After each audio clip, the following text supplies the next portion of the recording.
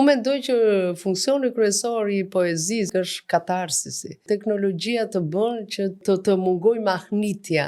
Si lindi Albas Publishing House? Ka lindur nga dashuria dhe vetëm nga dashuria.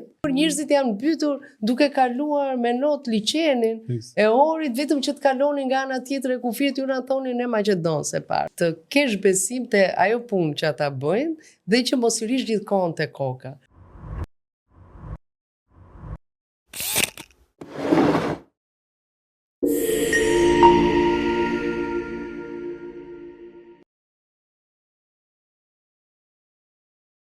Miq të podcastit, përshëndetje.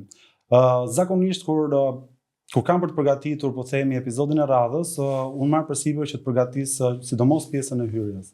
Në këtë rast nuk do doja të zgjatës sa shumë, sepse dua që të marr maksimumin nga personazhi, por ditë të them që është një nga ato persona që ka sjellë emancipimin e gjuhës folur në Shqipëri dhe ka qenë ndër personazhet e parë që kanë ngjallur kurreshtjen për tematika të ndryshme. Unë do dalë direkt në temë dhe i uroj mirëseardhjen zonjës Rita Petro. Jam shumë e gëzuar Ervin që kur më solle ftesën dhe më thea do vish edhe pranova me shumë dëshirë. Edhe unë falenderoj shumë edhe vlerësoj sepse di që edhe këtë periudhë je dhe zënë. Po, kam pas shumë aktivitete, shumë punë. Pasi mora dhe titullin poete laureate dhe më duhet të punoj jo vetëm për vete, po të punoj edhe... Po, patjetër. Atë që të mision, është një mision, e vërtet. Shumë e vërtet. Shiko, unë kam pas shumë dëshirë që bashkë të flasim për tema që ndoshta edhe nuk janë prekur, po themi deri tani, sepse janë ato gjëra që kanë qenë më shumë karakteristike për ty, po do doja që të shikonim edhe dimensionet e tjera. Po patjetër që është edhe e pavitueshme për të kuptuar si fillim se si lindi pjesa e shkrimit tek ti. Si lindi, si çdo fëmijë i vogël që na jepnin ato detyrat shkollore në klasë, edhe si duket unë kisha më tepër talent, por në atë kohë nuk është se ishin shkrime me logjik si janë sot eseja. Eseja është ai treguesi më i qartë që e kanë gjitha lëndët, jo vetëm letërsia që tregon se çfarë formimi ke ose sa mirë e përdor gjuhën sa me logjik. Ne na detyronin të bënim artime, mirë po që të bëj artime duhet të përdorje figura letrare. Dhe figurat letrare jo të gjithë, duhet të kishe talent të përdorje figura letrare. Kështu që unë e kam trajtuar këtë dhe te romani Im lindur së prapti, unë jo vetëm që bëja gjërat e mia, krijimet e mia letrare, po bëja edhe për shokët e shoqet e mia. Kam qenë një makinë, kështu që vetëm shkruaja. Që shpjegon shumë gjëra pastaj. Po, pastaj merja gjithmonë kur bënim aktivitete në shkollë, më vinin që të bëja skenarët e aktivitetit, bëja pjesën e skenarit, të regjizores, bëheshim grup, ekip për këto aktivitete dhe në gjimnaze njëta gjë. Dhe pasaj në fakultet fillova që e ndjeva veten që shkruaja, ishte momentet e para kur rash në dashuri ose kur mendoja se kisha rënë dashuri patjetër që do shkruaja poezit për dashurinë, por te poezive të detyruara që shkruanim në shkollë, sepse ishe i detyruar, ishin tematike, do bëje poezi për atë, unë do bëje për partinë. Kështu që ato ishin të detyruara. Vjen si themi nga fëmijëria, një rritje pastaj e profesionalizmit e detyruar nga sepse ti fillon dhe jo me mendimin se do i botosh, sepse shumë poezi dhe sidomos poezia intime në atë kohë quhej poezi sirtari, pra ti kishe dy lloje shkrimesh.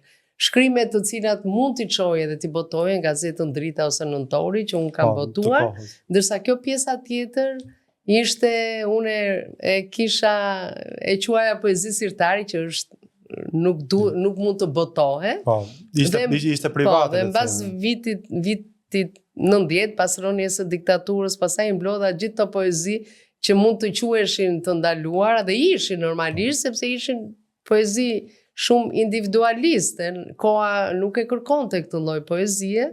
Dhe që i botova në 93-shin. Në librin e parë me poezi.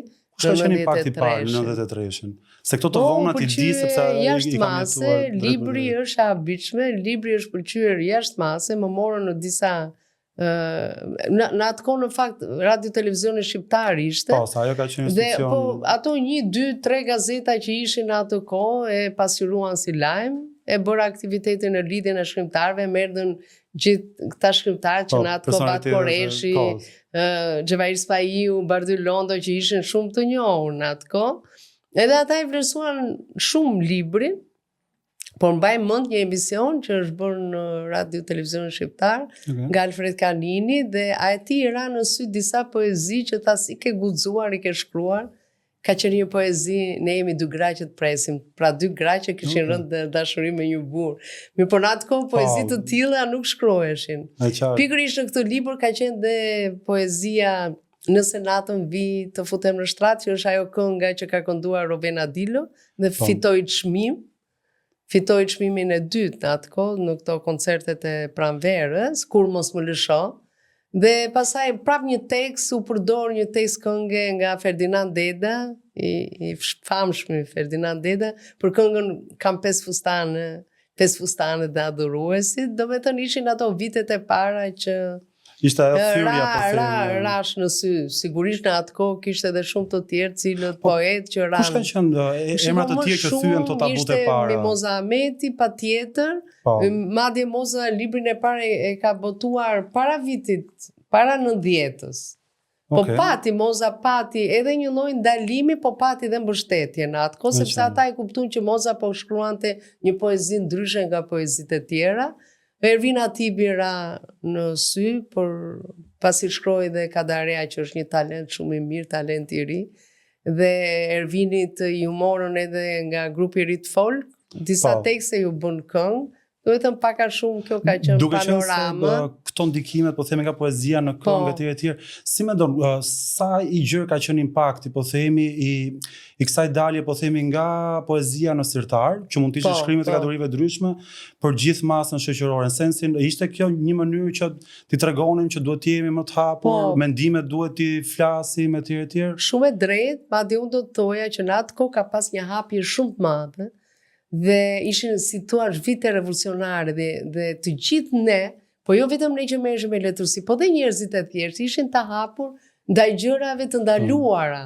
Dhe në atë kohë filluan të botohen dhe romane, të cilat romanet e autorëve modern si Camus, Kafka dhe të tjerë, të cilët ishin të ndaluara përpara viteve 90, sepse më shumë dilnin romanet e klasikëve, autorëve klasik, autorë të mëdhenj, po ishin autorë klasik, ndërsa po dua ta them këtë hapje që për shembull unë edhe kur botova Shihen e Instiktit që kishte goxha thyerje tabush, nuk është se pati diçka në një reagim si ndodhi në 2014, 2015, mbasi unë nxora librin Vrima që e quajtën skandaloz. Do me thënë, mendo ti në atë kohë, në vitet e para, çfarë lloj mendimi i hapur revolucionar ishte dhe si shoqëria fillon edhe të kure dhe pastaj lejon që të futet një mentalitet komplet i vjetruar mbas kaq vitesh në demokraci. Pra duket ndonjëherë sikur ne shkojmë mbrapa, ecim para, po kthehemi prapë mbrapa.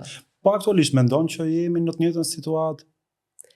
Në sensin e ka akoma po themi këto ngërçet e tabuve të tjerë. Ka ngërçe. Se përmend edhe Mozën dhe me qenë se diskutuan pak edhe misisht përpara, unë personalisht shikoj që për herë të parë, të paktën në pjesën e show-ut, dikush thot atë që mendon dhe është shpirt i lirë.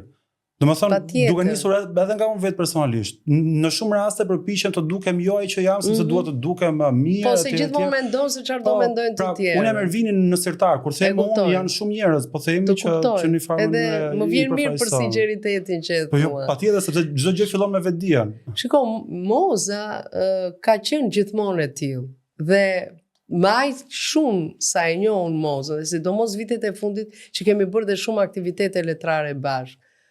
Moza është një njeri që ka qef të shkeli rregullat, edhe sikur ta bëj, edhe për fiksim. Dhe ti i thua, dëgjoj, kemi mbrëmje poetike. Kur e organizova unë, dëgjoj Moza, ti do recitosh kaq minuta e ke. Edhe Moza të merr 3 fishin, 4 fishin e minutave. Mirë, po ka një gjë që po ta bënte dikush tjetër, ti do ta merri inat. Po, se nuk i shkon. Që pse Mozës nuk e merr inat njeri. Kështu ka ndodhur dhe te Ferma Vip, që ajo ka shpalosur atë natyrën e vet. Shoqëria jon shoqërisë tonë i ka ardhur deri në majtundës edhe hipokrizia, plus që çfarëdo që thot Moza ka brenda dhe kulturën e vet, të lexuarin e vet, edhe është diçka që pse jo, pse të mos pëlqehet, pse mos pëlqehet. Madje unë them ndonjëherë shoqëri që janë formatet, pavarësisht ulën ngriteve për ndonjëherë nxjerrjet këqija të shoqërisë, por her pas here dalin edhe ato që mund t'i quajmë më lule. Po patjetër. Shikoj, meqense jemi akoma në fillim dhe jemi ke pjesa poetike etj. Çfarë thot poezia, po themi që ndoshta politika apo media nuk e thot? Thot shumë. E bëj këtë pyetje sepse jemi shumë të orientuar tek politika dhe tek mediat, por kemi harruar librat dhe unë gjithmonë kur bëj pyetje dhe referohem edhe tek vetja. Se sigurisht edhe kemi diskutuar bashkë, unë jam i sinqert, domethënë dhe me vetë dhe me të tjerët, dhe sidomos në këtë podcast dua që nxjerr atë që është realiteti. Pra, poezia, po qoftë edhe shkrimi në përgjithësi, ndryshe nga politika dhe media, për t'i vendosur pak në peshore, çfarë nxjerr në pa që këto të dyja nuk i sillen dhe pse masa shkon drejt këtyre? Unë mendoj që funksioni kryesor i poezisë, që është ai funksioni estetik, është katarsisi. Poezia edhe kur të lëmon, është një poezi romantike, ajo të kënaq shpirtin. Ama edhe kur vërtet shumë, kur buçet, ajo është një gjë që të ngre në këmbë, të jep shpirtin luftarak, do të thonë të bën më trim. Edhe kur të trondit, kur të zbulon atë të brëndshmen tënde, ti edhe ta urresh atë poetin pse i ke nxjerr më të keqen njerëzore, ti prap fakti që tronditesh dhe fillon të analizon, po prit një herë se mbase edhe unë e kam ndier këtë gjë, mbase edhe unë nuk që nga që turpshme kjo që kam ndier unë sepse është njerëzore. Pra në të gjitha rastet poezia është katarsis. Edhe të ndikon shumë në anën e imazh, të sjell imazhe shumë interesante, shumë bukura. Të bën një njeri me imagjinat, ta shohësh botën ndryshe dhe në pak vargje ti ke një filozofi të tërë. Unë e vëra ndonjëherë kur janë tamam vargje goditse, i nxjerr, për shembull, nga poema e mungesës, libri i fundit që botova tani, edhe që ishte dallimi midis nuk është një lloj ai që dashuroi me atë që kurrë nuk dashuroi në jetën e vet, sepse dhimbjet, kur ti ke dhimbjet e humbjes, të atij që dashuroi janë male, që u bëjnë fushave hije, ndërsa dhimbjet e atij që s'ka dashuruar kur, janë gropa që nuk mbushen asnjëherë. Dhe ti me 4 vargje ti ke dhënë një filozofi jetë dhe njerëzit fillojnë me një reagojnë, dhe unë kështu e kam menduar. I bën edhe të reflektoj. Dhe e bën të reflektoj, dëgjoj prit një herë, se nuk kalohet jeta, pse?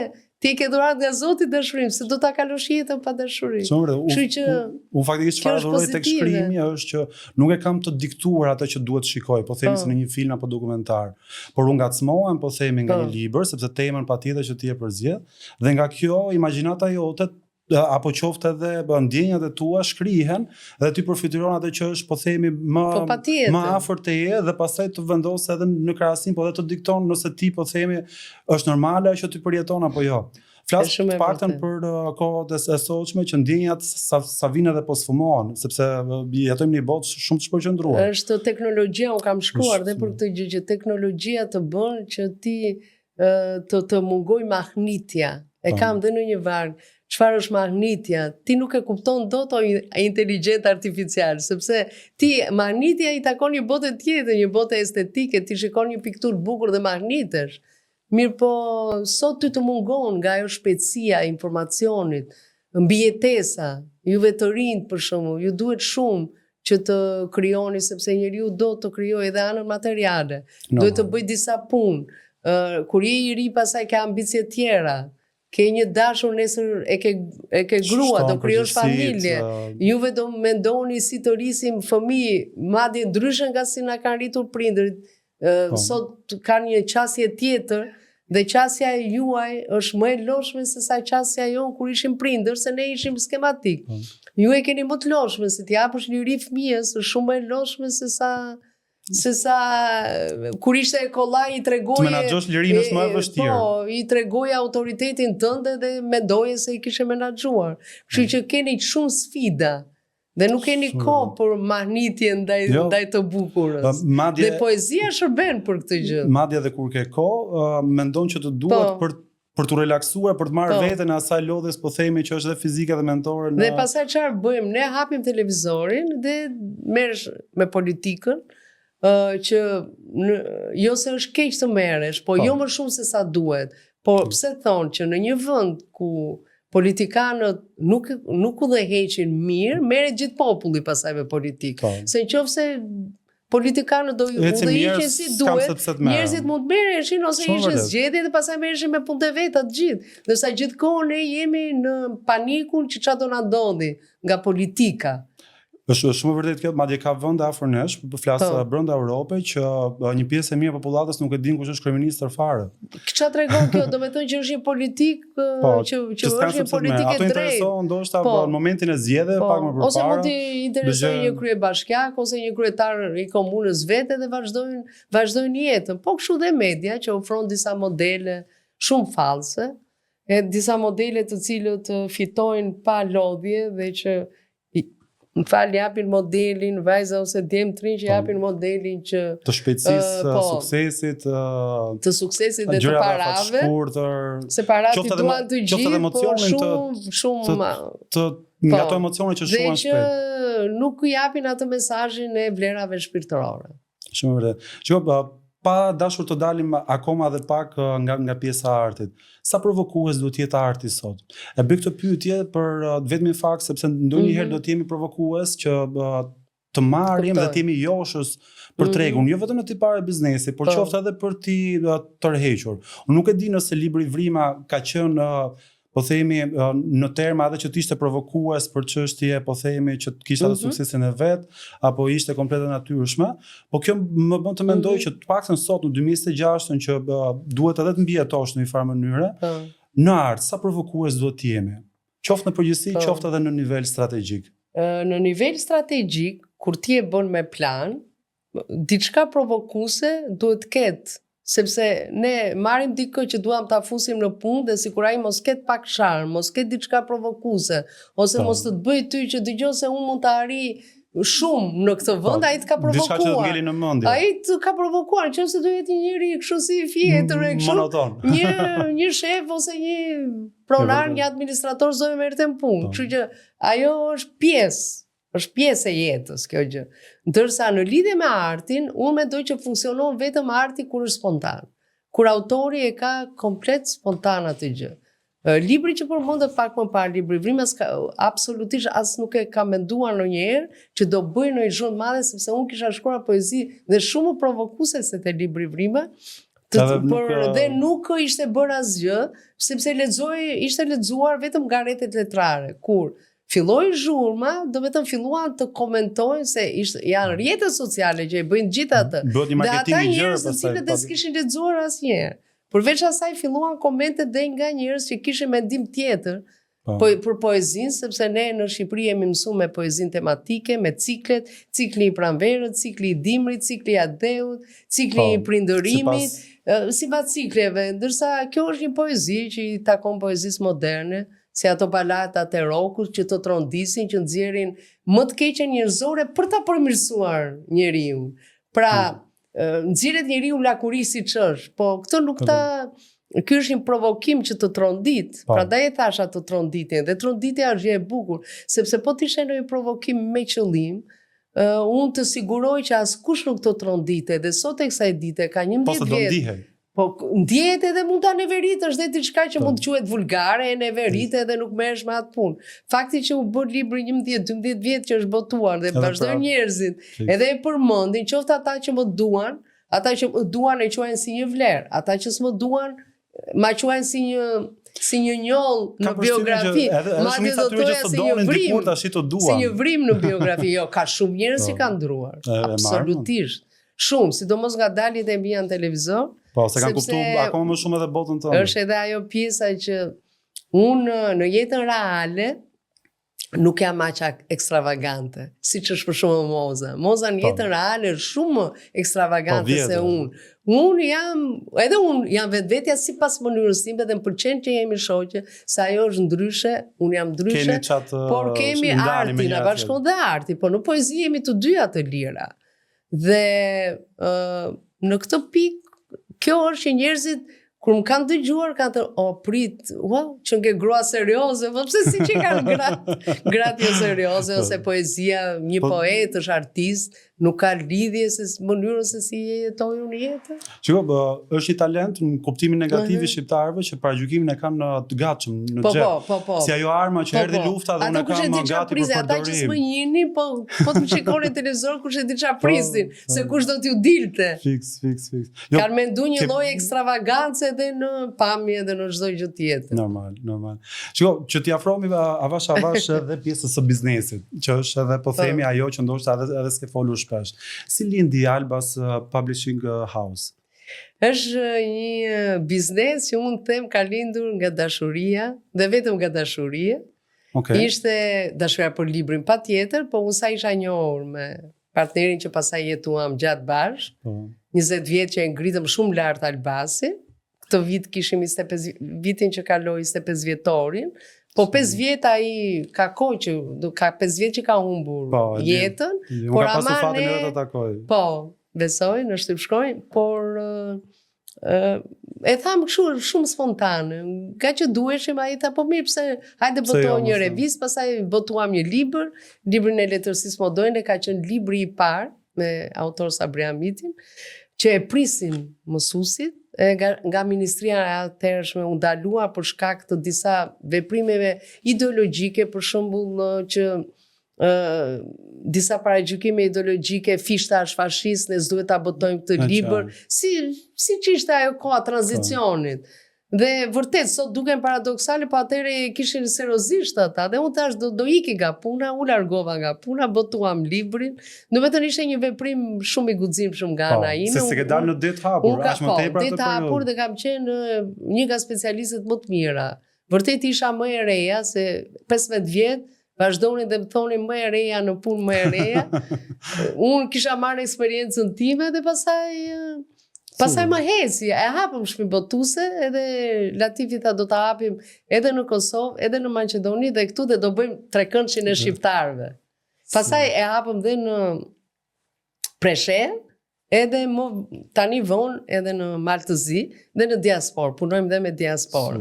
Pra në një farë mënyrë kemi bërë hartën e Shqipërisë madhe me biznesin tonë, po kjo thash ishte dashuria për njëri tjetrin, që hajde të bëjmë diçka bashkë, dhe dashuria për librin, se da i profesor kimie dhe e lidh me shkollën, kishte atë pjesën e vetë të lidhjes, dhe patjetër që pastaj vështirësitë ishin jashtëzakonisht të mëdha. Faktikisht për këtë duhet të pyesja, di se shpesh po themi aq më tepër nga njerëzit publik, aq më tepër kur janë dhe pozitiv si në rastin tuaj, tek syri i audiencës duket sikur jeta për ritën ka qenë shumë e lehtë. Po, shikon, është dashuruar, ka hapur këtë sa mirë, po kush kanë qenë vështirësitë të paktën për shtëpinë botuese aso kohë, por kush janë dhe vështirësitë tani? Që ta kuptojnë domethënë aq më tepër në rastin e një femre që përballet ndoshta edhe me shumë sfida, sidomos në atë kohë që paragjykimi ka qenë që zëri jot s'ka të dëgjohet fare, mundësisht na sill Latifin të flasim. Nuk e di e ka ndodhur, nuk e kemi folur, po gjasat besoj që kanë qenë të larta aso kohë. Ne kemi pasi gjë të çuditshme, se më tepër me këtë që dëgjoj zëri yt apo i Latifit, kishte diçka, sepse në atë kohë, dhe që ndodh edhe sot, kur ti bën biznes me shqiptar të Kosovës apo të Maqedonisë, gjithmonë është ajo ndjesia, ama ai maqedon si një, që Latifi urrente njerëzit, unë s'kam parë ndonjëherë që të bëj aq keq. Më si na thonin në Maqedon se jemi shqiptarë, çfarë s'kemi bërë?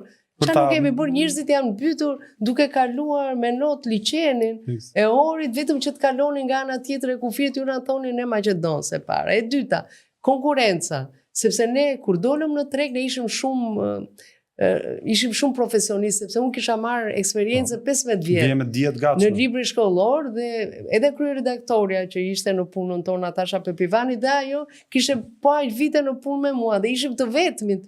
Pastaj libri shkollor u shpërbë, dhe ato të libri shkollor kishin më shumë mentalitetin se ne jemi shtet. E kupton, në kohën që privati vraponte, ata mendonin se jemi shtet. Dhe në një farë mënyrë u shpërbër se ata duhet të ishin konkurrentët tanë më kryesor dhe nuk arritën të bëhen konkurrent. Dhe dolën privat tjerë, bravo i qoftë, si puna jonë që luftuam. Mirë po, kështu që ne kemi pasur shumë të zhvilluar këtë që shkonin në përshkolla mos u merrni atyre libra, ato librat i bën maqedonësi. Po, unë ndërkaq unë kisha emrin tim. Pra, krijoj një ekuilibër, sepse unë kisha emrin tim në të gjitha librat shkollor. Pra, dhe kjo ishte pozitive se e krijonte këtë lloj ekuilibri. Por ati gjithmonë kishte shprehje se thoshte, shkoj në Kosovë, thon, ama ai është i Shqipërisë. Po. Është i Shqipërisë. Vjen në Shqipëri thon ky i Maqedonisë. Vjen në Shqipëri Maqedonisë, shkoj në Maqedoni, ama sa ai na ka tratu ka shku me Shqipërinë e me Kosovën. Kështu që këto janë paragjykime që ty të vjen për ty mua të gjithë na vjen për të qeshur, po që janë shumë të dhimbshme, po për të qeshur janë, si mundet të paragjykosh? Faktikisht unë realisht tani në momentin që po ma thua, po e ndjej, se unë kam dhe pak natyrë empatike, edhe kuptoj se si mund të jetë ndjer dikush që po themi nuk e vlerësojnë për atë që është, por e lidhen domethënë me gjë që ndoshta s'ka lidhje fare as më tepër. Dhe mendoshin ne ishim shqiptar që po hapeshin kufit. Dhe kur ja lidh me bizneset bëhet akoma më vrastare, sepse të hedh poshtë mundin. Po, dhe fillimi pasaj ana ekonomike patjetër që ishte shumë e vështirë, nuk ishte filluar akoma alternativa, dhe unë për herë të parë, mbasi u shit libri që thash libri i parë dhe ato mësuesit, pavarësisht se ja ndalonin ministria, ata e donin librin, bën një shkollë të tërë me atë libër. Dhe kur vinin lekët në fillim, sepse lekët të vinin në duar, tani nuk shohim më lekët, tani kemi kartat, as bëhet fjalë, as e di. E prekje suksesin. Po, e prekje, edhe kur fillon dhe i numëron lekët, sa shumë lek pas kanë në përduar. Dhe edhe më thoshte pasaj, më thoshte gjithmonë Latif, dëgjoj se ato janë lekët e as të tuat, as të mia. Ato janë, jo, po ishin lekë që do të paguesh si shkronja. E kupton, do paguhet autori, do paguhet, do me thënë, ato që ngelen, vetëm ato quhen lekë. Po, mirë thoshte, ajde knaqu, thoshte, numëroj knaqu, se mbaj në dorë ato lekë.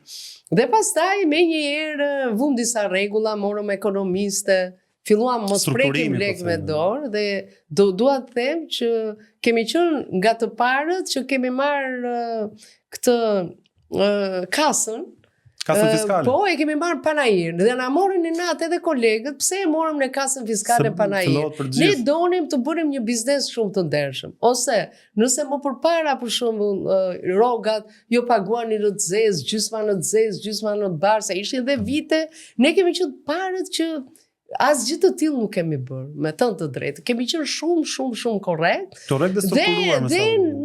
Dhe na ka hecur. Bile në atë kohë kishte edhe njerëz që shisin libra në banak, në panajirin e librit, dhe sot janë shumë të famshëm, se janë figura edhe politike nga më të famshmit, edhe ata se kishin fare problem se mershin, shisin i fusin lekë në xhep. Ishte shumë e shëmtuar.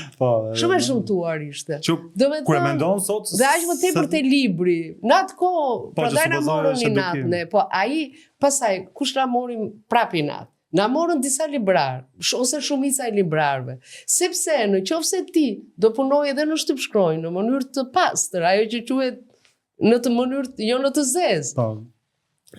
Në ato kohë ai thoshte jo, thoshte pse më sillni më gjithë tjerët në të zezë, se do na sjell keni juve librat me faturë, sepse ai vetë nuk punonte vetëm me fatura. Edhe s'ka se justifikoj pastaj shpenzimet versus. Dhe kur erdhi dita që u vendos rregullin, ne rregullin për veten tonë e kishim vendosur me kohë. E kishim gati, po kjo na ndihmoi për të ngritur vërtet një kompani ashtu si duhet. Pastaj edhe pjesa e konkurrencës kur je në fillim, kur të shohin që fillon prit një herë se duhet të merren seriozisht ta, ose kur fillonin ngre shkallët dhe ata ta shohin, dhe kur ti je në ngritjen e shkallëve, lufta që të bëjnë është shumë e fuqishme dhe duhet të jesh shumë i duruar, sepse vërtet të futin shumë shkopa në rrotë, le të themi. Dhe duhet të jesh shumë i duruar. Që s'ka pas as tur për ta bërë, e bënin ashtu.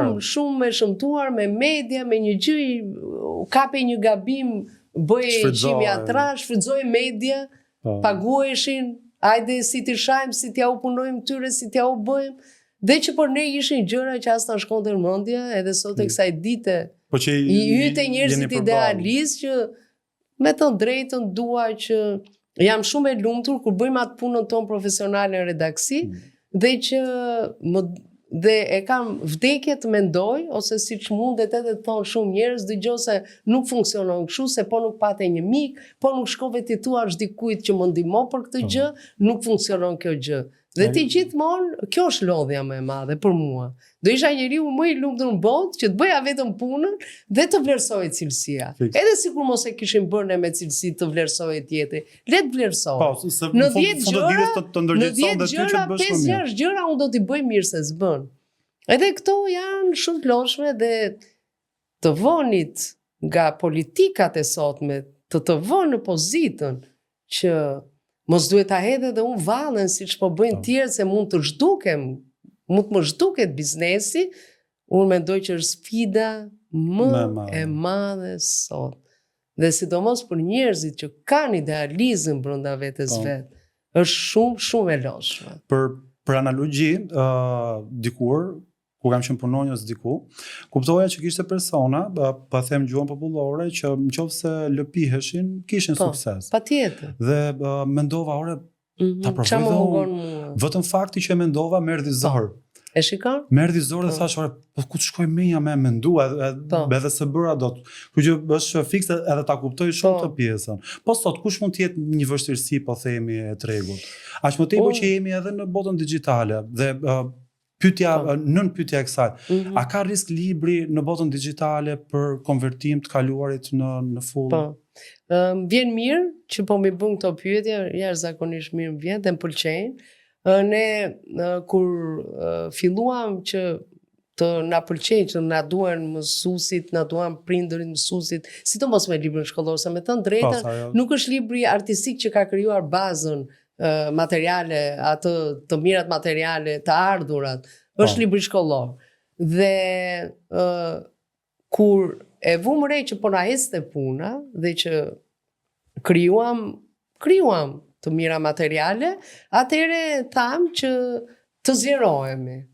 Do me thënë nuk menduam për vete, se po bëhemi me para, por të zgjerohemi. Dhe me thënë drejtën, pasaj ishte idealativi të hapur edhe shtypshkronjën, që e bëme një bashkëpunim me kroatët, të cilët na sollën një frymë shumë të re në shtypshkronjë, dhe ajo ishte qëllimi ynë, që të bënim një shtypshkronjë moderne. Dhe që atë e realizuam, dhe pastaj edhe ideja tjetër, pastaj morëm prapë eksperiencë nga Kroacia, si Latif ishte rritur në Kroaci dhe kishte shumë lidhje dhe i pëlqente që ta fuste atë frymën, dhe pastaj hapëm edhe portalin shkollor, po dhe filluam punojmë për tekstet digjitale. Shikon, ne kemi filluar para 15 vjetësh dhe bëm tekstet digjitale, por nuk janë thjesht digjitale se nxënësi s'do kishte librin fizik. Do me thënë, libri fizik është edhe libri fizik dhe hapet, sepse për para 15 vjetësh ishte edhe politika arsimit që ne tani do futim digitalizimin. Pra të heqim dorë nga drasat e zeza me shkumës, edhe tani që ai të shërbente si një mjet ndihmës interaktiv. Se normal nuk është një lloj si me drasën e zezë dhe shkumësin, dhe nuk është një lloj që ti të kesh tabelën digjitale me video, të shikosh se si bëhet në laborator një mësim, si bëhet një punë laboratorike, si mund të kthehet në film një roman që ne kemi lexuar sot, do të thënë informacion plus. Pra është mësim interaktiv. Ndjesim edhe pas. Unë kam dilemë të kjo. Tani që po flisje, them, nëse unë ja afroj të gatshme çdo gjë dhe këto nxënës nuk e prekin gjën. Është tjetër puna laboratorike. Ose nuk e lexoj në libër, por unë ja ilustroj dhe ndoshta ja kufizoj edhe kreativitetin. Mund të jetë risk kjo? Ajo ka të bëjë me mësimdhënien interaktive. Ajo nuk ka të bëjë se ne ngatrojmë dhe kur themi që në botë hoqi dorë, Suedia nuk ka hequr dorë, se s'mund të heqi dorë, se s'ka se si të heqi. Si do kthehet, e drasa zezë do kthehet. Po si do kthehet teknologjia ecën para? Ti çfarë nuk mëson me teknologji, çfarë nuk të ofron teknologjia?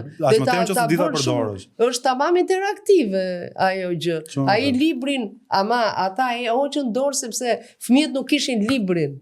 E kupton? Se kishin fare. Sepse në disa vende libri u hoq fare dhe ata janë kthyer te libri fizik, pra ti të kesh dhe librin fizik, të kesh edhe të mësuarin interaktiv, që mësuesi mund edhe të kesh dhe laboratorin patjetër. Nuk është një lloj si ta shohësh, pa ama ti do ta shikosh një punë laboratorike dhe do ta bësh laborator pastaj. E ke më të gatshme që të ta prekësh. Dhe është shumë e kollajshme kur ti e shikon dhe e bën. Është një hyrje po themi e praktikës. Po patjetër, kështu që kjo ishte një gjë pozitive dhe para 15 vjetësh që ne e bëm këtë, edhe në këtë rast ka pasur tamam shkopin në rrota, ata të cilët nuk ishin në gjendje, madje arritën që të na e dështojnë këtë gjë. Megjithse edhe Ministria dha urdhër që do fillonin të përdoreshin tabelat digjitale, ajo nuk as e kuptua se si u prish ai urdhër. Dhe mendoj që ajo ishte një politikë arsimore 15 vjet përpara, prandaj them që ne ecim parë, mendo ku do ishim sot. Një po s'ka internet. Ne kishim dhe një gjë që ne shkarkonim librin dhe sot e kësaj dite dhe nuk ka nevojë fare të punosh me internet. Pra, e kishte mënyrën, e shkarkoj dhe punoje, edhe punoje atë libër. Do me thënë, shpesh ti e ke dhe nga konkurenca, po kjo konkurencë ku ndërhyn dhe atje lart, prishën rregullat e lojës. Se këtu është gjithë problemi, kur prishën rregullat e lojës. Si themi ne ndonjëherë nuk e besojmë ligjin, nuk e beson, sepse ndonjëherë ligji bëhet vetëm për 5 vete. Dhe njerëzit nuk është se nuk e kuptojnë. Se s'ka budalli sot që të mos e kuptojnë atë gjë. Pra janë pikërisht to mungesa e rregullave të lojës që të prish punë dhe ne bëm një investim shumë madh dhe ne ishim të parët që e bëm. Për qenë proaktiv. Edhe na dështoi, jo na dështoi, do të thonë nuk e përdorëm. Nuk e përdorëm. Nuk arritëm ta përdorim. Një investim që kërkonte edhe shumë, ishte goxha i shtrenjtë. Me qenë se jemi ke digitalizimi, por edhe ke para përgatitje që keni bërë për të përgjigjë kësaj industrie, po themi, që si shkak pasojë është edhe digitalizimi, me gjithë gjërat që kanë ndodhur. Një nga gjërat që unë vjen ndërmend, sepse duke qenë se vetë ofroj edhe pjesën e trajnimeve, her pas here mendoj që edhe trajnimet në një farë mënyrë duhet të digitalizohen. Po a është e vështirë ta menaxhosh pastaj të drejtat, pagesat, abuzimet? Ajo pastaj duhet parë sepse se duhet goxha sfiduese. Në rastin e librave mendon që ka sisteme që ti mbrojnë. Që ti mbrojnë, që mos abuzohen me punën tuaj. Po pikërisht ne kemi as audiobook, ti nuk i ke këto sepse akoma nuk ka ligje në Shqipëri për të futur këto lloj mënyre. Që bota i ka duhet patjetër infrastruktura. Duhet patjetër, por ne për shembull në libër kemi kod. Ai kod që është në libër duhet ta ketë çdo zonës kodin e tij dhe ka akses. Siç ka Albania për bizneset. Edhe ka akses. Dhe tani dhe këtë vit është futur nga Ministria e Arsimit që në konkurimet për librat e ri dhe për ditësimet që u bëhen librave tani është futur kjo gjë. Po mendo po të ishte futur 15 vjet përpara. Se shiko kundërshtime kishim dhe nga mësuesit nuk dinin të hapnin një kompjuter 15 vjet përpara. Edhe sot ka, sepse kanë një moshë caktuar. Ne kishim shumë kundërshtime në këtë rast. Dhe që u prishën rregullat e lojës në mes dhe këtu ne kanë të drejtë ata që janë biznesmen, sepse thonë ne nuk e dim ç'a ndodh. Pra, në qoftë se ti investon, ti nuk e di fare, sepse nuk ka siguri. Unë nuk duhet të jem e sigurt prej konkurrencës, sepse mund dali dikush që është më i mirë se unë, po jo të mos jemi sigurt nga rregullat që vë shteti.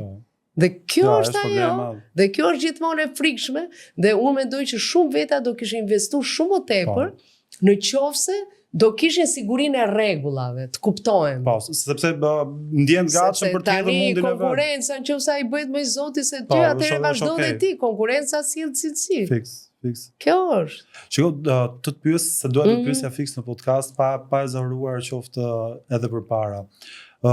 Kam vënë re sepse një pjesë të stafit e i kam pasur kolegë të njëjtit departament, po kam pas marrëdhënie edhe me një pjesë tjetër për shkak të Albas dhe kam kuptuar diçka që ka një frymë goxha pozitive.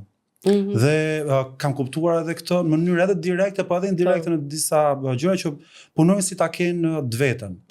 Në kuptimin edhe ku më shkërkuar më personalisht llogari, më shkërkuar sikur të ishte biznesi i vet. Që pse kjo s'është si mund të ketë më mirë etj. Gjë që të paktën për atë vit që flas unë tani, ka qenë rrallë, është e rrallë dhe tani po është atëherë. Dhe duhet të dilja këtu, se jam i sigurt që ka të bëjë edhe leadershipin, këtë rast ju si drejtues, por edhe vetë Latifi Asokona. Patjetër. Kush është çelësi i suksesit për ta menaxhuar një ekip që të jetë, po themi, all eyes on you, në kuptimin janë si ta kenë veten dhe respektojnë figurën tuaj. Jo vetëm për personalitetin, por kanë përshtypjen edhe për raportin që keni. Ju kam parë edhe në përpanajire që më shumë silleni si miq, sesa si punonjës dhe ti je lideri që komandon. Domethënë, kestenda juaj përveç investimit në ndryshimeve të tjera, duket që jeni buzëqeshur. Ndryshe ndoshta nga stendat të tjera që janë pak më të vrenjtur në kuptimin qoftë menaxhimit gjëja, por shikoj goxha pozitivitet. Dhe bie në sy kjo gjëja. Që s'ta ka thonë njëri, unë ta konfirmoj këtë. Por që ta ndajmë me audiencën do doja të dija si arrihet kjo. Besimi do thoja në radhë parë që të kesh besim te ajo punë që ata bëjnë dhe që mos i rish gjithkohon te koka. Nëse ke mundësi që t'ju japësh shkollën tënde. Për shembull, siç kam bërë unë, edhe kryeredaktoria Natasha Pepivani, që kishim një eksperiencë shumë madhe në libër shkollor. Dhe ta japësh atë eksperiencë, po jo si mësuese, po duke punuar. Ta japësh. Dhe pastaj ti thua që ti mund ta bësh vetë të gjë. Dhe edhe kontrolli ka një kufi, sepse unë kam arritur në përfundimin që çado që të kontrollojmë ne, mund mos ngelesh asnjëherë i kënaqur. Dhe ta bësh vazhdimisht njeriu që punon për ty dhe ti shfaqësh vetëm pa kënaqësi që dëgjoj se kjo mund të bëj kështu, mund të bëj më mirë kështu, mund të bëj më mirë kështu. Ajo e bën pasaj që edhe atë gjë pozitive që ka brenda vetes vetë t'ia zhveshësh, t'ia heqësh. Madje nuk edhe për ide të reja që të vi me një feedback. Sepse ti menjëherë e kupton që ai njeri e ka thithur iden tënde, është duke e bërë, dhe në momentin kur e shikon dhe ke siguri që ai është duke e bërë, atëherë ky besim vlen shumë. Ose unë ju them gjithve, ju jeni secili shefi vetë, nuk kemi nevojë që të kemi një shef, mund të ketë një si administrator që administron disa punë, ose që i ndihmon ata që dëgjoj se ky është plani punës, të mbarojmë këtë, të bëjmë këtë çfarë nevoje kemi. Po jo aq shef, për shkak as unë as Natasha, as njerëz kemi bërë rolin e shefit, ne kemi ndenjur në punë shumë më tepër se sa të gjithë të rinjt që kanë qenë kene, vajzat e reja dhe djemtë të rinj. Dhe unë mendoj që roli më i madh i shefit, ose kur dikush më tha dëgjoj Rita më merr në punë, më bëj shefe, më bëj drejtore, i thash unë si do të bëj, i thash unë drejtore. Njeriu punon dhe bëhet. Nuk mund të bëhet ashtu. Dhe është e vërtet, sepse duhet vitë pak natyrshëm. Domethënë ai vetën ndjen që duhen gjëra që të vinë natyrshëm, nuk është sepse shpesh ka raste ose ne edhe mund të kemi të shtuar me një drejtor ose drejtoresh, sepse ka ardhur me mendimin që unë do i vë tjerën të punë. Ajo nuk funksionon fare. Mua e beson kur shkoj për shkakun në shtyp shkroj, sepse me vajzat e mia në zyrë, se më shumë kemi vajza në zyrë, dhe mendoj se puna e redaktorit jo se nuk kam njohur dhe burra që kanë bërë mirë, po te ne ka funksionuar me gra me vajza. Dhe kur shkoja në shtyp shkroj, më vjen zor, për shembull, që të futem që të dukem si shefi, se do ngrihen ato, do përshëndes dhe vjen zor. Kam një ndjesi zori. Ose për shembull kur shoh pjesën tjetër, sepse në autostradë kemi edhe portalin shkollor, kemi edhe magazinat, kemi gjithçka zyrat e tjera, dhe të financës, dhe kur shkoj atje për shembull ose i shoh që kanë dalë atje po pinë cigare, vjen zor dhe iki, bëj sikur nuk shoh, se duket sikur po fik cigaren, po iki, e kupton, erdhi shefi. Kështu që këtë gjë nuk e kam patur, nuk e kam fare, dhe që mundohem dhe pastaj bëjmë edhe festa, me thënë drejtën. Dhe bëjmë shumë festa. Kam përshtypjen bëni edhe udhime, bëjmë udhime, bëjmë festa, dhe që ju pëlqejnë shumë atyre, sepse i organizojmë në një mënyrë të tillë që të jemi tamam të gjithë të barabartë, por edhe kur bëjmë ndonjëherë fjalë, që edhe kur dikush mund të jetë mërzitur dhe më ke thënë dëgjoj se unë jam djerë e fyer, sepse sidomos kur kemi konkurse, kemi një punë me një tension shumë madh, edhe mundet të ngrihet zëri, dhe mundet të dëgjoj se kjo s'bëhet kështu, hajde ta bëjmë kështu, dhe që mund të jetë djerë dikush edhe kej, dhe kam thënë dëgjoj, kur ne grindemi ose për punë bëhet shu bëhet, apo nuk bëhet në këtë mënyrë, unë grindem me juve sikur jam kolegja juaj. Unë nuk grindem si shefe. Se nëse unë do ngritesha si shefe, do thoja dëgjoj, kjo punë ka marrë fund, kjo punë bëhet kështu, unë e di më mirë nga të gjithë edhe s'ka. Diktatur. Diktatur, po në momentin që ne grindemi dhe themi se si do bëhet kjo punë, është ndryshe. Ama vjen një moment pasaj që ka një kapiten anija, ata Hajdreqi. Dhe kur ne jemi gjysmë për gjysmë, që disa mendojnë dikush do të marrë vendimin e vet, dikush atëre patjetër se sepse njeh edhe impaktet madhore në terma biznesi. Patjetër edhe është e vështirë që pastaj të ruash dhe autoritetin në qoftë se është si puna e fëmijëve, është si puna e fëmijëve, sa më shumë lirit ti japësh, aq më rrezikshme, aq më shumë të rrezikohet autoriteti. Po njerëzit që fitojnë luajnë në vijën e rrezikut. E ke ndjerë që mund të abuzohet me këtë lloj? Po, e kam ndjerë se gjatë viteve kemi pasur dhe njerëz të cilët ndërsa ata që kanë shumë vite, jo, nuk ndodh. Me njerëzit që kanë shumë vite në punë. Mund të themi që ke udhëhequr me shembull dhe jo me autoritet? Po, besoj se po. Edhe ndihet. Edhe të dy, bashkë me Latifin e kemi pasur. Shiko, me qenë se jemi prapë ke libri dhe pse në tema biznesi, dhe kush më shumë se sa ju e ndjen këtë gjë, qoftë edhe nga feedbacku në tema biznesi, po edhe nga feedbacku me kolegë të tjerë. Unë nuk kam informacion për qenë sinqert, dhe jam realisht kurioz, a lexonin më shumë dikur apo sot? Po patjetër, nëse do flasim nëse dikur lidhet me para viteve 90. Dhe në fillim viteve 90, kishte disa libra të cilët i undëronin shqiptarët që t'i kishin në Shqip, edhe në atë kohë ishin shtëpivotuese, filloi dituria, filloi toena, se ne e hapëm më vonë. Ata u kthyen në shembull se filluan të sjellin goxha libra shumë të mirë. Dhe unë shikoja, punoja në librin shkollor, nuk është se më kishte shkuar mendje që të hapja edhe unë shtëpivotuese, po që shikoja që kishte goxha lexues, sepse ishte ajo inercia. Sot vazhdon, është një lloj inercie, brezi i prindërve tanë cilët janë, se disa nuk janë gjallë normal, edhe një brez pak më i ri, mbi 50 vjeç mendoj, 60 vjeç që vazhdojnë lexojnë, ata që e kanë pasur rit, që e kanë dëshirë leximi, kanë ruajtur ato vrullin, po themi të pjesa e re, ne jemi shumë të kënaqur me prindër që i ushqejnë fëmijët dhe ata kanë qef. E mbushin panajirin plot, duam këtë libër dhe lexojnë. Edhe prindërit kanë qef, ti mësojnë me libër, ju lexojnë libra. Dhe është një mrekulli, unë shoh edhe mbesat e mia se si i edukojnë ato fëmijët, i mbajnë që të vegjël janë mësuar ta mbajnë librin në dorë, dhe ka shumë prindër që e bëjnë sot të gjë. Po që pastaj sa vjen mosha mbi 11 vjeç, është ajo para adoleshenca, atëre ti e ndjen. Janë shumë të rrallë ato që lexojnë. Janë shumë të rrallë dhe kalohet nga letërsia për fëmijë gjithmonë, nuk ka ndonjë tranzicion aty, nga letërsia për fëmijë kalohet direkt te letërsia në gjimnaz, letërsia që janë vepra madhore. Që vjen dhe si bombë, pastaj po, dhe vjen si bombë, por ata që kanë lexuar klasikët, se klasikët janë shumë të pasur. Libra të lexosh për shembull Peter Panin, Nils Holgerssonin, Tom Sawyerin, ata e kanë gjuhën shumë pasur, janë libra që lexohen dhe nga të rriturit. Ose prallat e Andersenit, ai ka shkruar për të rritur më shumë, ato aq të pasura janë, ose Vëllezërit Grimm, janë libra madhor. Ne madje i kemi botuar dhe kështu.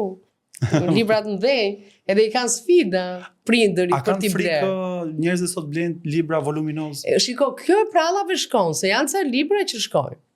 Ka një kategori lexuesi që thot asa mi që ka libër i vogël po e marr. Po ka të tjerë që thotë jo, unë të marr këtë libër të vogël, unë dua një libër, dua sfidë leximi. Që më përfshit, më mbaj gjatë. Më përfshit edhe të kem sfida leximi.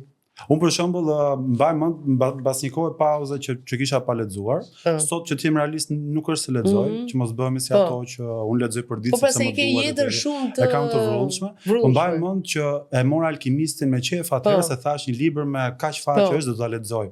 Dhe atë e zgjat aso kohë. Ishte fiks kjo periudhë e modernizimit, digitalizimit, dhe që aty e ndjeva që unë jam shumë i shpërqendruar. Dhe nuk e marr dot një gjë që ta çoj. Ai është dhe libër që Paulo Coelho lexohet, jo, dhe lexohet thjesht, domethënë, nuk është se komplikimet, nuk ka si këta nobelistët për shembull, këta autorët e mëdhenj që jemi duke botuar ne tani kohët e fundit, ata e duan lexuesin e vet.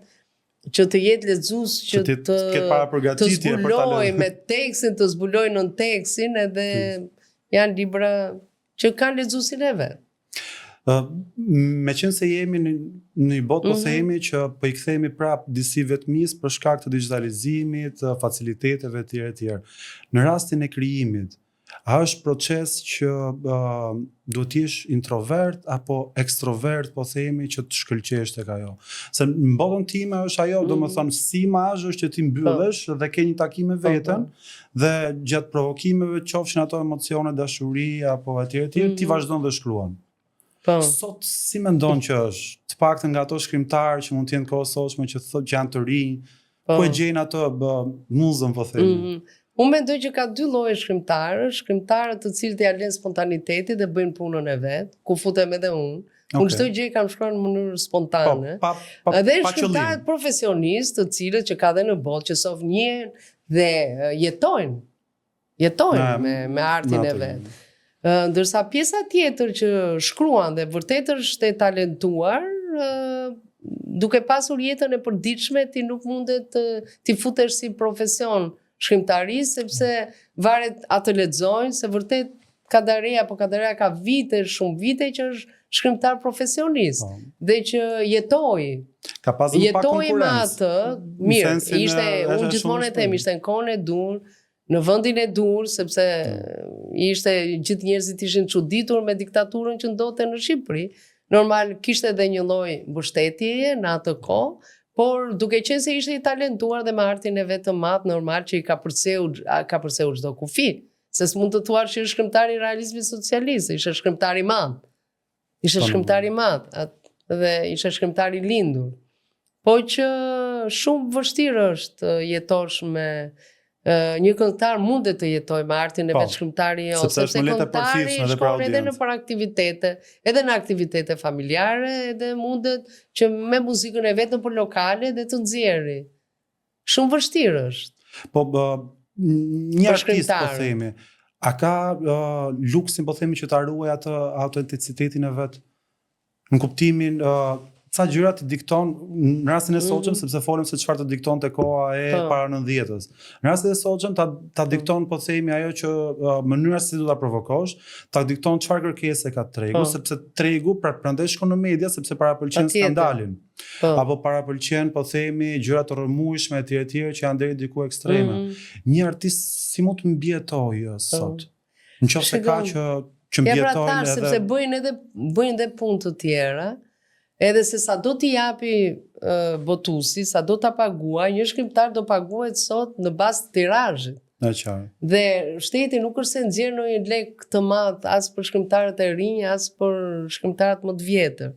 Dhe nuk është se ka fonde mjaftueshëm për kulturën, se kur ndahen ato fondet, kultura është e fundit, sidomos libri, po në përgjithësi dhe arti. Po libri akoma më keq nga të gjithë, mendoj. Dhe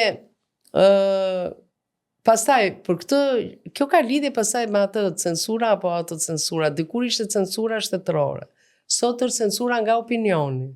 Dhe fakti që opinioni skandalizohet me disa libra, do të thotë që është një censur tjetër. Jo censura shtetërore. Sot shteti nuk do me ditë se çka ke shkruajtur. Edhe sikur ti shash, ata janë mësuar dhe me medje dhe ata e kanë shumë qartë që një libër nuk mund të jetë skandaloz. Por një libër që godet fen mund të bëhet skandalos. Se ata janë shumë të ndjeshëm, po politikanët as duan t'ia dinë se e dinë që nuk i vjen fare rrezikshmëria nga shkrimtarët. Dhe një politikan do që e ka shumë më, domethënë, më tepër është i prirur ta mbajë mirë me gazetarët se sa me shkrimtarët. Edhe as duan t'ia dinë fare për shkrimtarët. A vjen kjo sepse ka mungesë interesi ndaj librit? E di pse se sigurisht janë shumë vjen. Më kujtove Mozën, meqense e përmendëm më sot, se duhet që po e shfrytëzojmë edhe për audiencë, po pash një pjesë, sepse kur e njohta mirë se personazh, edhe shikoj, plus algoritmi i sjellë vetë pastaj, tek një emision thoshte, ore, si nuk pash një emision për librin. Që thot media si biznes nuk e ka fokusin aty, sepse audienca nuk ka, po themi, fokus. Se nuk ka para audiencë. Dhe ka përshtypjen bëhet shumë e vërtetë ajo, se ne kemi pasur dhe emision me Mozën Transkultur. E kishim në televizionin shqiptar. Dhe ishte një emision që u bërë shumë, po s'kishte, do me thënë ata që e shihnin, e përqenin, po nuk ishte. Ajo audiencë caktuar që ato besnikët. Emision për kulturën, dhe jo se nuk ka emisione për librin. Dhe ka emisione shumë të mira, gazetarë shumë të mirë. Po ka. Elsa Demo ka pasur për artin për librin, Arta Marku që në Radio Televizionin Shqiptar, që tani është bërë edhe drejtoresha e qendrës librit leximit. Do me thënë, ka edhe pas lajmeve që japin në këto televizionet kryesore, janë disa gazetare, si Beti Njuma apo Monika Stafa, të cilat kanë emisionet e librit. Por është kjo pjesa tjetër që vërtet ti edhe flet, por sa shkojnë njerëzit pasaj për të blerë këtë libër. Tu është nuk e mban dot 1, 2, 3 emisione këtë gjë. Ja. Është edhe kjo pjesa tjetër pasaj se sa interesant është edhe shkrimtari. Do dalim ka autocensura pasaj, se frika nga opinioni ose nga mungesa e liris vet individuale, i bën shkrimtarët që më shumë të shkruajnë dhe të rrëfejnë tregime se sa të rrëfejnë veten e vet. Po nuk rrëfeve vete, nuk mund t'jesh provokues, nuk mund t'jesh tronditës. Edhe kjo e bën që edhe të bjeri dhe ai interesi i lexuesit, pra duhet t'jesh shumë original, kur shkruan dhe që lexuesit gjej veten. Jo thjesht lexoj një histori. E çfarë pastaj ai lexoj, sa histori ka sot? E kupton? Që të kthehemi edhe tek gruaja. Je ftuara e parë e gjinisë femërore përveç Bora Fajra, që është inteligjenca artificiale, po them kështu si njëri. Sa vështirë është për një grua sot të drejtojë biznes apo qoftë edhe të bëjë art? Sepse në rastin tonë lidhen të dyja bashkë. Unë sigurisht që e kam djerë një gjë të tillë, por kur kam bërë një analizë të vetes time, se sa e vështirë është. Se gjithë vështirësitë që të tregova kanë lidhje, mund t'ishe edhe grua, mund t'ishe edhe burrë, patjetër. Plus që unë jam më tepër në fushën e librit dhe rrethohem nga njerëz të librit që prap jeta nuk më ka lidhur me disa nivele që të e kategorisë. Po, edhe e quaj veten edhe me fat, e quaj veten edhe për godelur. Ne kemi konkurrenca tjera, njerëzit e artit dhe të kulturës, po jo që të paragjykojmë grua apo burr. Po normal, kur më kanë sulmuar, sulmet kanë qenë më të ashpra edhe duke qenë grua, dhe jo se shqiptarët nuk kishin lexuar letërsi erotike, jo se s'kishin parë filma erotik, bile që para 90-s e kanë vuajtur që nëpërmjet me ato kanoçet e gjitha shikonin filma erotik. Por nuk e duronin dot që një shkrimtare shqiptare, pra një shkrimtare huaj mund të shkruante një shqiptar dhe aq më tepër grua. Edhe normal që sulmet ishin shumë të tmerrshme dhe në këtë drejtim patjetër që e kam djerë. Nëse do ishte mashkull, si do ta gjykonin? Jo se nuk kanë shkruar, por për shumë profesor Montupja, që edhe njifet, edhe profesor, po sulmet s'kanë qenë asnjëherë si kanë qenë kundër meje, edhe ai ka shkruar letërsi erotike, ka libra, ka bërë fjalorin erotik, por një gjë e kemi pasur të përbashkët se duke u marrë me edukimin, ky ka qenë rreziku jonë. Profesor ishte profesor Tupja në universitet. Unë që merrem me librat me edukimin dhe gjithmonë pika me dobët ka qenë që këta që merren me edukimin merren dhe me punë të tilla, këta do na edukojnë ne. Do të thënë kjo ka qenë një pikë e përbashkët që edhe mund të jemi sulmuar në këtë pikë. Po, e vërtet. Shiko, e di pse them tani që më kujtove rastin e profesor Tupes, tek ai edhe si u mirëprisnin gjërat. Pra, është çun, se po quaj çun këtë rast. Është çun edhe ti i takon edhe ta thot kështu. Qoftë në dalit po themi aso kohë tek Arjan Çani, se ishte pak edhe formati që ta bëte terrenin gati, po qoftë edhe tek të tjera. Nuk gjykojmë. Ndërkohë ti bëre një libër, akoma pa lexuar. Po, akoma pa, vetëm me një titull, vetëm një titull. Jo, sulmet kanë qenë shumë më të mëdha. Shumë më të mëdha, dhe kanë përshtypjen që për te i buzëqeshjes tënde, pozitivitetit e tjerë, fshihet edhe goxha forci. Sepse ka meshkuj që në momentin që goditen nga opinioni publik, nuk merren më ato punë. Përkundër, kanë shumë autocensurë. Ka shkrimtarë cilët kanë shumë autocensurë. Ta them këtë apo mos e them këtë, patjetër që ka, po që normal që është vështirë, sepse ne jetojmë në këtë mjedis. Ti del jep një intervistë, edhe të vjet një titull në atë intervistë dhe të gjithë të sulmojnë. Fton fjalët më të ndyra, pastaj fillojnë edhe siç ka dhe njerëz që të vlerësojnë jashtëmase. Po që për gratë është bërë, sidomos për gratë që dalin në intervista, në podcaste, e kam vënë në televizione, domethënë është një sulm i papar. Jo se nuk është për burra, edhe kronik. Është edhe për burra. Ndërsa kjo vështirësia që unë tani jam vetëm, normal tani kam ekipin, kam njerëzit që më mbështesin në biznes, por që normal që e ndjej këtë. Unë jam mësuar dhe jam rritur me autoritetin e babait dhe asë njërës kam qenë nga ato gra që them që jam feministe, punë e madhe, jam vetëm. Jam rritur me autoritet mashkull dhe kam dash gjithmonë një partner që të ketë peshën e vetë si burr, jo një njeri që mund ta drejtoja unë. Kështu që patjetër që është një mungesë e madhe, është gjithë të sfida dhe prandaj shkrova dhe poemën e mungesës.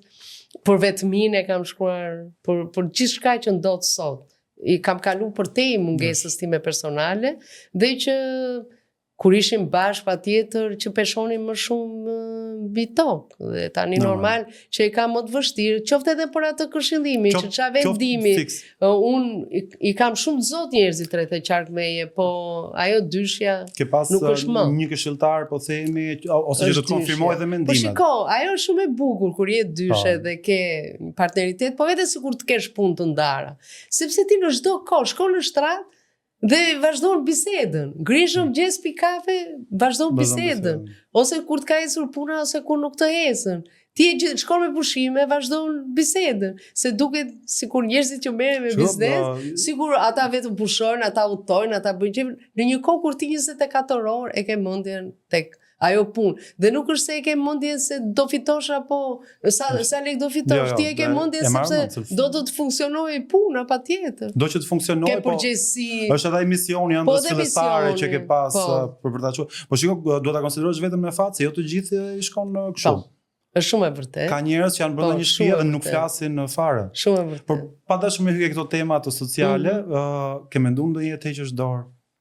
Nga shtëpia botuese? Po nga shtëpia botuese, po qoftë edhe nga arti. Kur ke pasur, po themi këto, kur themi të heqësh dorë, patjetër që nuk do heqësh dorë, po që mos publikosh. Ti kesh po prapë sirtari dua për veten time, ose do t'i lis një trashëgimi, po themi, të mendimeve të mia. Jo mendoj që deri në fund jo fare, edhe për shtëpi botuese dhe them, është fat se kur ke shtëpi botuese, ti mund të plakesh, mund të shkosh edhe në 10 vjeç dhe me rrota atjesh edhe shkosh prapë në zyrë, ose je me librin, vetëm të kesh mendjen patjetër. Po, normal, se mosha pastaj edhe. Ndërsa për këtë nuk e kam panikun a do shkruaj prapë. Pavarësisht se nga librat e fundit që kam botuar dhe kam kriju lexues dhe ata të shtyjnë dhe lexuesit pasaj. Po mirë, nuk do shkruash prapë. Dhe e ndjej një lloj përgjegjësie që të ketë vazhdimsi. Për ta vetë si mision, ama Rita mos pushos së shkruari. Ka gjë më të bukur. Ta bën si kërkesë. Po, mos pushos së shkruari dhe është gjë shumë e bukur.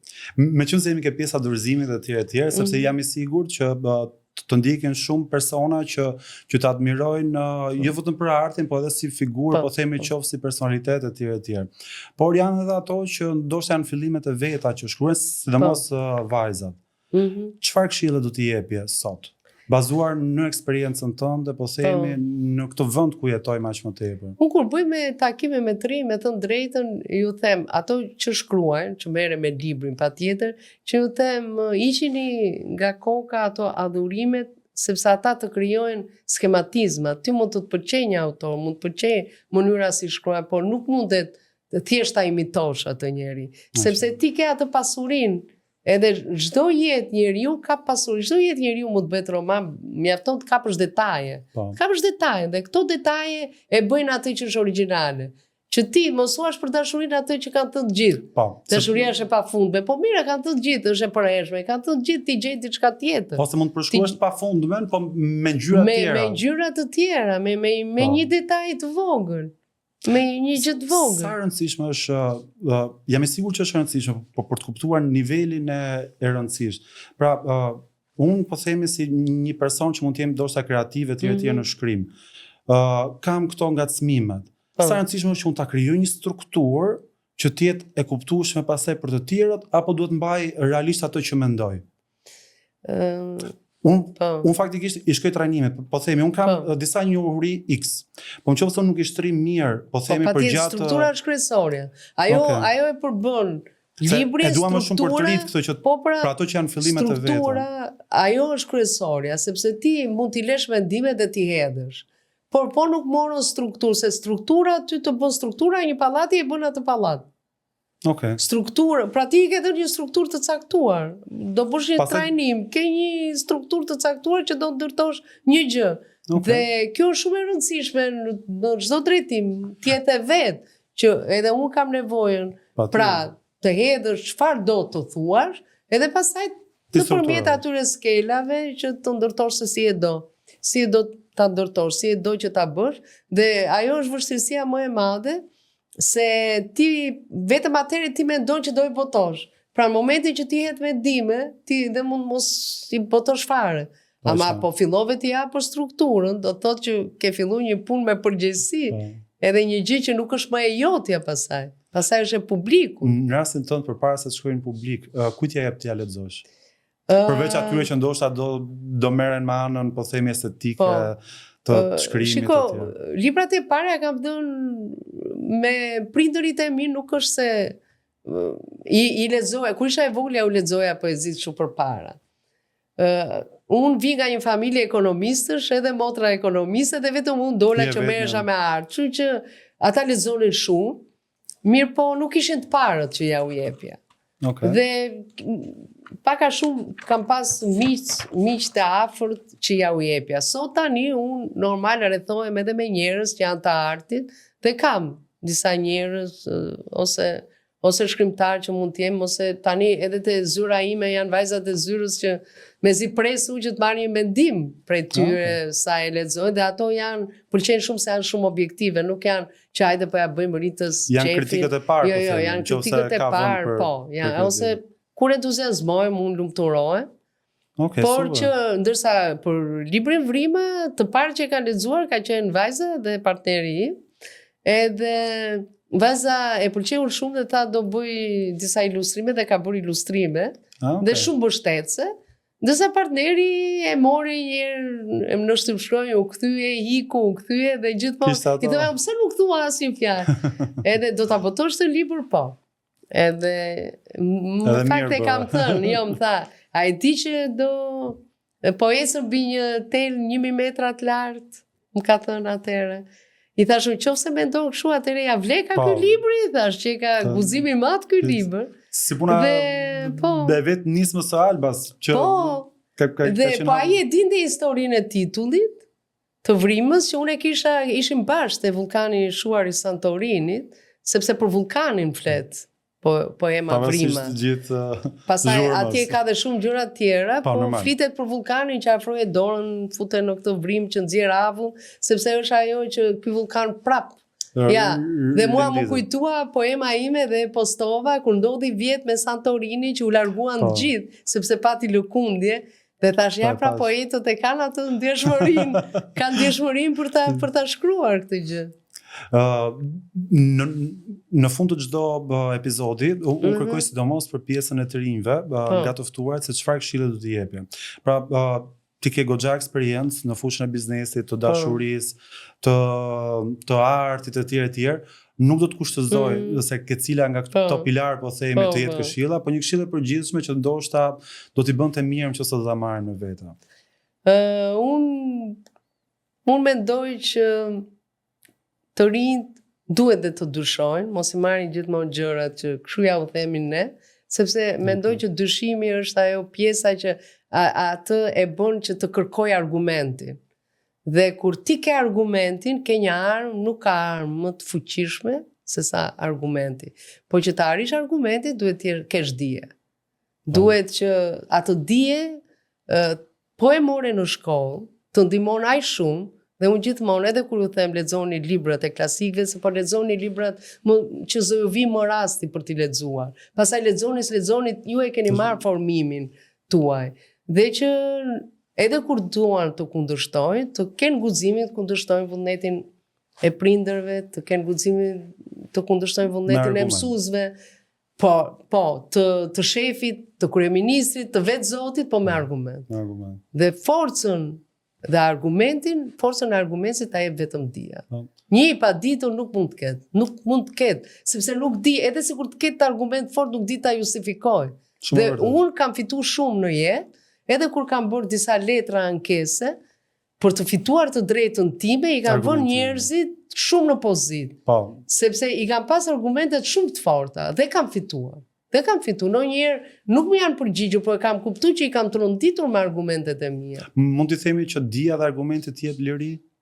Liria pasaj është kryesorja. Yes. Liria është kryesorja, se nga mënyra se të kanë frikë në thojza të gjithë, të kanë frikë të gjithë, dhe normal që të kanë edhe të kanë frikë edhe në këtë kuptim dhe nuk guxon njeri të humbasi ty lirin. Nuk guxon njeri të ta kufizoj lirin. Po, sepse e di që do përbalen me një botë... Ti ke autoritet. Të falenderoj shumë edhe për këshillën, edhe për kohën, unë realisht e shijova shumë. Edhe unë shumë. Jam i sigurt që ndoshta një episod tjetër ta bëjmë pas shumë kohësh, që mos jemi ndoshta përsëritës.